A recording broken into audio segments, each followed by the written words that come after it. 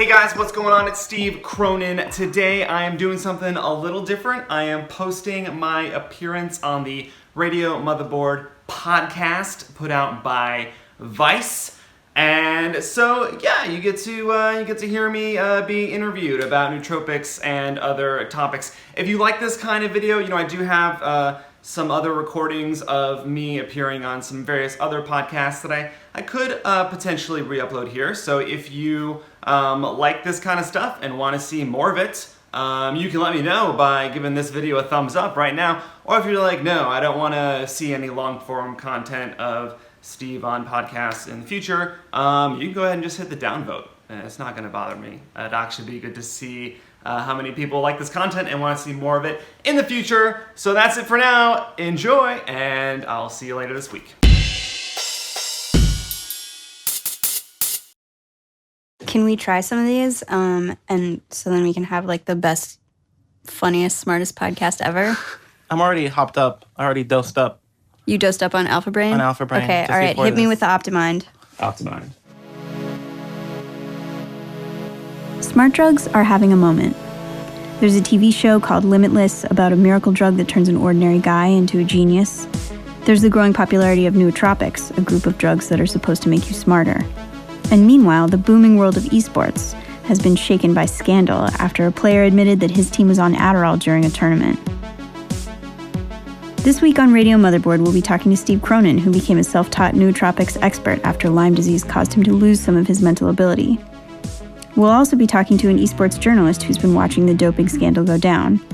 And we'll even try out some of these so-called smart drugs on ourselves. Hello and welcome to Radio Motherboard. This is Adrianne Jeffries. I'm managing editor of Motherboard, and I'm here with Emanuel Maiberg, our games editor. Hi. And Steve Cronin. Hi, Steve. Hello. Steve, tell us who you are. Well, I am, I suppose, currently a YouTuber. I've been making... A YouTube star. Woohoo! I've been making videos about like smart drugs, nootropics, biohacking pretty consistently for the past 6 or 7 months, I would say. So you have an educational YouTube channel. Would you say that's fair? It's a slightly educational YouTube channel. It's an educational, health-focused YouTube channel and focuses on this incredibly large, wide-ranging group of drugs called nootropics. That is correct, yeah. And am I pronouncing that right? I've heard many people, both way smarter than me, pronounce it both ways. Nootropics. So Or go for it. What is the short name for it?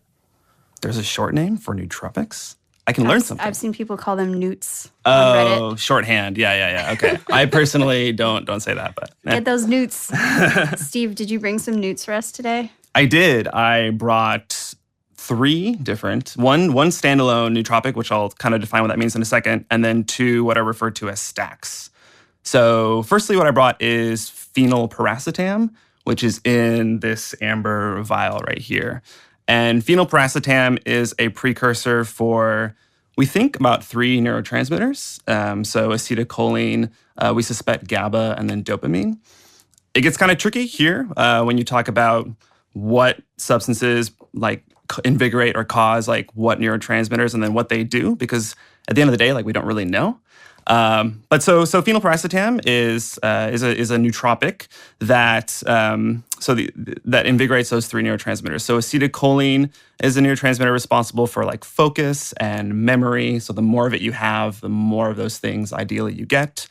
Dopamine gives us our sense of movement, like where our bodies are positioned in space. This particular effect has kind of a bodily type energy, something you might experience while you're running. Can I see this little amber bottle? Okay, so this looks very, this looks like an apothecary thing. It's this little tiny bottle, so I'm guessing small amounts of this stuff must be pretty powerful. Yeah, the standard dose that I take, and that's really what I would prefer to talk about, is about 100 milligrams. So it's pretty small. That, if you want to kind of subjectively gauge that and eyeball it, it'd be about maybe a fourth of the size of a pea. So quite small, yeah. Cool. And what else have you got? So what I have next is something called Nexus from Axon Labs, which is a pretty new company. This is a stack. So like phenylpiracetam is just kind of like one nootropic, like a singular that you would take for a specific thing. A stack is something that an individual or a team designed to blend together different nootropics to try to like achieve a certain result. So this particular one has several ingredients, but I suppose two primary ones are the ones worth going over, which is aniracetam and choline. And so aniracetam is similar to phenylpiracetam in the sense that it really invigorates the acetylcholine neurotransmitter. So it's an acetylcholine precursor. So again, that's increased memory, increased focus, or at least those subjective senses of those things. How you actually measure them, it gets a lot trickier. And then choline being also an acetylcholine precursor. So they pair really well together. And this is something that I use when I don't have my little vials of powders laying around that I have time to mix with water if they happen to be water soluble, or with bulletproof coffee or something if they're fat soluble. And so I'll keep these at work or something to take without, freaking people out by mixing different powders from vials into cups. We're getting super into the weeds with this already, which is awesome. I feel like we should take a step back, though, and say, what broadly is going on? What is the interest in nootropics now? It's kind of having a moment. Emmanuel, you brought your own nootropic that you've been trying. I did. I brought my bottle of Alpha Brain, which is from a company called Onnit, and it's an all-natural nootropic, I'm told. And also... it is supposed to increase my memory and focus. I've been taking it for about a week. And did you just do that on your own? You wanted to try it and you thought it might make you smarter? I mean, I don't need to be smarter, but... Obviously. Since we have this week of stories coming up, I wanted to see if it could improve my performance in video games, similar to the way that we've heard recently that players have been taking Adderall to become better players. And so far, results have been mixed. It's really interesting to me because nootropics, smart drugs, these are pretty old technologies, as it were. So aniracetam, for example, I believe was conceived in the 1970s. So for us, that's over 40 years ago. And aniracetam is probably one of the most popular nootropics still today. So that doesn't really say too much in terms of why is it popular, but it does say we probably haven't come that far in this kind of area of drug use in that amount of time, whether that's due to lack of research or just brief surges of interest that are kind of, smaller type communities of people that they get into it and they fade. Or maybe the literature isn't there. Some of the kind of most interesting work I've come across has been from an author, Michael Hutchison, who wrote this book called Megabrain in the early 90s, I believe. And so that's kind of the last really solid resource that in kind of contemporary culture that I found regarding this stuff before someone like Dave Asprey or something that's come along more recently. And Dave Asprey is the founder of Bulletproof Coffee, which is the coffee with butter in it. And Yum. It's supposed to be good. I know. It's great. Okay, what's the last thing that you brought? It's a white bottle and it says Optimind on it. Yeah, so this is Optimind. And the reason I brought this one is to kind of distinguish from the kind of two synthetic type nootropics that I brought. This one is actually a little similar to Alpha Brain in the sense that there isn't something like aniracetam in here. So this uses huperzine A to kind of as the acetylcholine precursor instead of some substance that was created, by a chemist to do that. But the real reason I brought this is subjectively for me, I really got into this product because it is what kind of got me away from drinking energy drinks maybe about a year ago. And it provided that same subjective sense of what an energy drink gave me, and a lot of the ingredients here are similar, without all of the sugar and none of the kind of oh my gosh, I feel so terrible 4 hours later. Okay, so can we try some of these? And so then we can have the best, funniest, smartest podcast ever. I'm already hopped up. I already dosed up. You dosed up on Alpha Brain? On Alpha Brain. Okay, all right. Hit me with the Optimind. Optimind. Is this going to keep me awake? What if I take lots of NyQuil later? I have a cold for background for listeners, if you couldn't tell from my voice. You don't recreationally take NyQuil in the evening? No. Yeah, I'm not that sad. So The short answer is I don't know in terms of if it's going to keep you up. This answer comes up a lot in the science of nootropics. I think that's the safest answer. Is probably why. In my personal experience, if you were to try to fall asleep around, what time is it right now? 5:30? Yeah, so if you want to fall asleep in 5 hours, for me, that would be absolutely fine. Okay. I'm going to take one since I'm really small. Boom. Thank you. Done. Should I take one of the other ones? No, I would not mix them.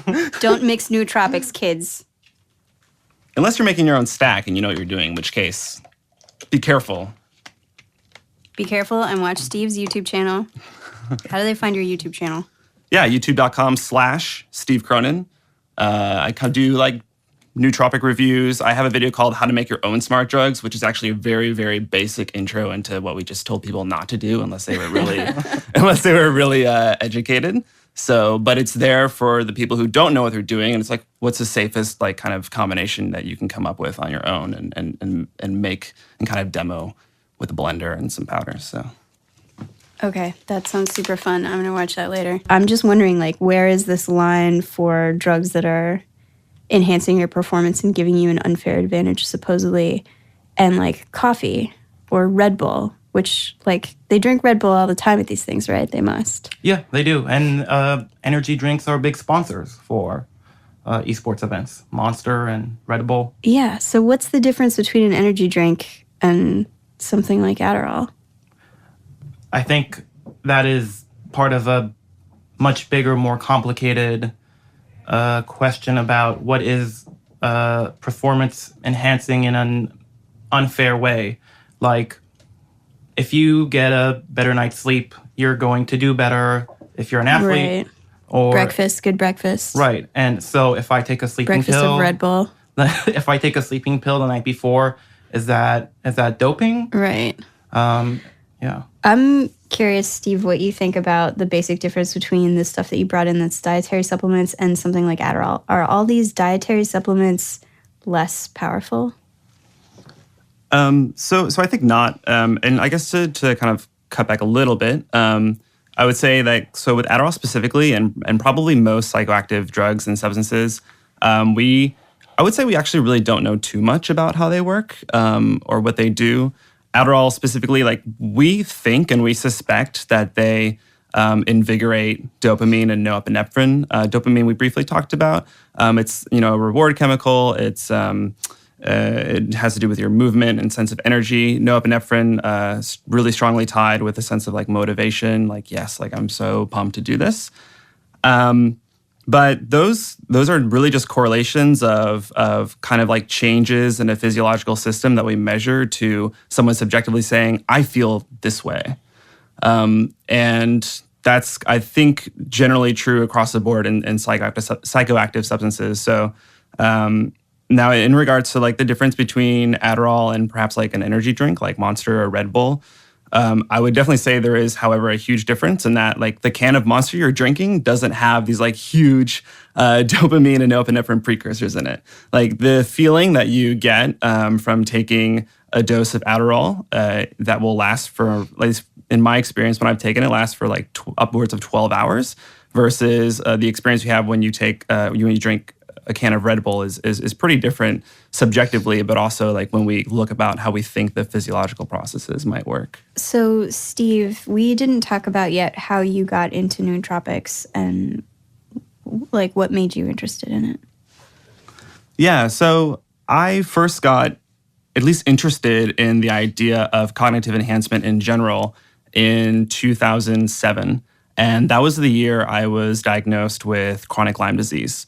I was staying in New Hampshire during a summer, living with my stepbrother, and started developing these very curious symptoms, mostly revolving around my sense of cognitive performance, I would say, which was then later confirmed and measured during like a psych eval of like, here, like if you take everybody, like here's where I am below average of people with like this specific type of memory, like sensory memory or something.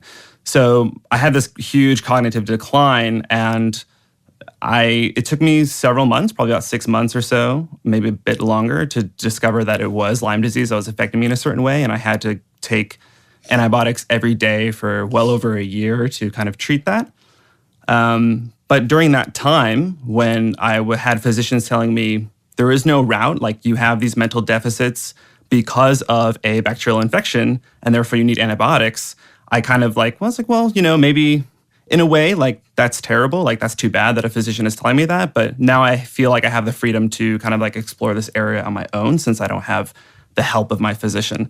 And so that's when I really started reading about nootropics and smart drugs for the first time. So your doctors told you basically, this is all we can tell you to do. You can take these antibiotics and you'll feel a little better, but you won't be back to normal. Yeah, and I was offered some pharmaceuticals, including Adderall, actually, and then some antidepressants as well to try to combat the presumptive deficits of neurotransmitters in the brain. And kind of like I said earlier, we have a really poor understanding of how that works anyway. And in my experience with these pharmaceuticals, the side effects are incredibly nasty. So while they are different in the sense of nootropics, like something like aniracetam, in the sense that they are much more powerful, and nootropics like aniracetam, piracetam, even the stuff in alpha brain are much more subtle, the reward in that is that you don't have all these side effects. And to me, that's been the main big difference. And so that's the path I chose to explore after doctors were hands off at this point. So Emanuel, you're saying you would do the Adderall? The Adderall? Mm-hmm. I mean, I would try Adderall, but I'm more afraid of Adderall as a drug that is attempting to treat a condition that is way more serious than the nootropic. Yeah, to me, Adderall seems like a more serious drug than these unregulated or less regulated dietary supplements, just because they're sitting around the GNC with all the I don't know. It seems like not that serious of drugs. It's because creatine. Creatine or tryptophan is something that I take, which I have no idea if it does anything, but supposedly it helps you relax.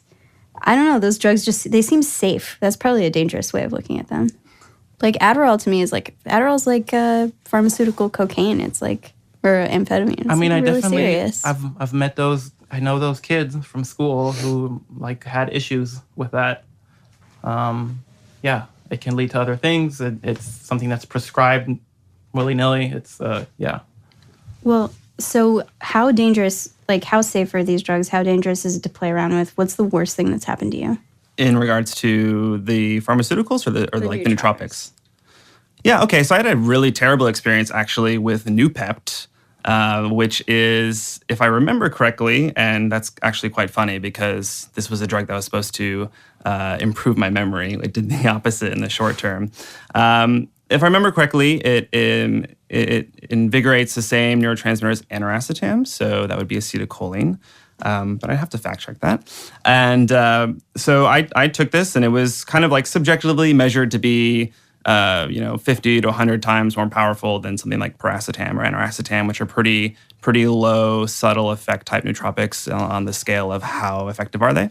And probably within about 15 to 20 minutes, I had this sense of forgetfulness that was so severe. I was probably looked like someone who had OCD, walking around did I lock my door? Did I close the fridge? Did I pour water in this cup? Oh yeah, it's right here. And so are 2 other cups filled with water. And it sounds kind of nutty. And now that I'm saying it out loud, sounds kind of in a way unbelievable even to myself, kind of thinking about this since I made a video about Noopept on YouTube. But that essentially took me out of commission for, I would say, about 4 hours during that day.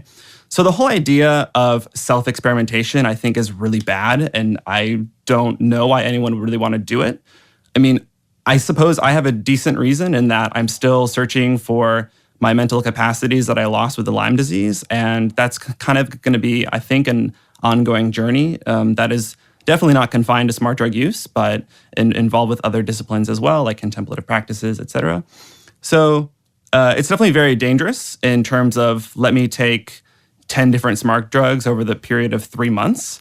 And you probably don't, if I had to work that day or get tasks done that day, I took Noopept, I would have had a real issue. But if you stick with some basic stuff like aniracetam, piracetam, choline, alpha brain, Optimind, any of the stacks you can find or drugs you can find at GNC, you're probably okay. And your YouTube channel is one of the resources that people have to look into this. What are other places people can look to do research? Like, I guess you can walk into your nutrition store and ask them what the heck this stuff does, or go on Reddit. Are those the best places? Yeah, as ridiculous as this might sound to a significant number of people, I would say that the Nootropics subreddit is a very, very solid resource for nootropics and smart drug information. The people who generally post there, in my experience, tend to be more on the scientific edge of the spectrum and not so much the subjective edge of the spectrum in terms of, I took this and I feel amazing, let's talk about it, versus I took this and it really doesn't matter how I feel until later. Like, let's talk about actually what we know about what it's doing. And so in terms of a resource for someone who might want to take something in the future, the links kind of culminated in that location of whether they be like PubMed articles or whatever, are pretty solid there in my experience. What would your preference be? Do you kind of wish that the government would regulate this stuff so that we would know more about it? Or do you prefer the current Wild West climate where you can just order whatever off the internet and try it out yourself? That is a really tricky question to answer because, so I suppose I have thoughts on both sides. If I think about my personal experience, the thought and the idea of not being able to experiment this stuff when I was at my lowest point with Lyme disease, where I couldn't drive a car without fear of hurting myself or another person, that is pretty scary to me. Not only did it give me something to do or give me a path to take charge of my recovery, but definitely when I started taking modafinil, branded Provigil, which happens to be regulated by the FDA, but also aniracetam plus choline, I did start to notice improvements. So I'm very thankful for the opportunity to do that without having something either be not available for use unless you got it illegally, because it was in a research phase and you couldn't get it, or another barrier of seeing a physician. At the same time, I know that if I was 20% less responsible than I am now, and I've been taking these probably at this point dozens of different smart drugs over the past couple of years, then I might have, the chances of me hurting myself are greater. So I definitely have some emotional feelings on both sides. I don't want people to get hurt, and I think that I would want every mechanism in place for people to be safe. At the same time, I really want to be able to keep the opportunity I had to help myself. So if I could travel back in time, I wouldn't want to be like, you know what, Steve, you can't do that because it's illegal. And it's like, well, okay, do I go to the corner of the street wherever and be like, hey, do you have any aniracetam? Why aren't the companies that are selling nootropics paying for studies just to sort of prove their effectiveness and advertise them? And I mean, the Alpha Brain I'm taking, they tout this study at the Boston Center for Memory, which was like a double-blind test. So they ruled out the placebo effect. Why aren't more companies doing that? Yeah, so Onnit is definitely doing that. True Brain, I believe, also is doing something similar, although I think that was developed within the confines of a university, if I remember correctly, to begin with. I guess there's two answers. One is because most of the nootropics you find are crap and don't work. And then two, it's quite expensive to run those studies.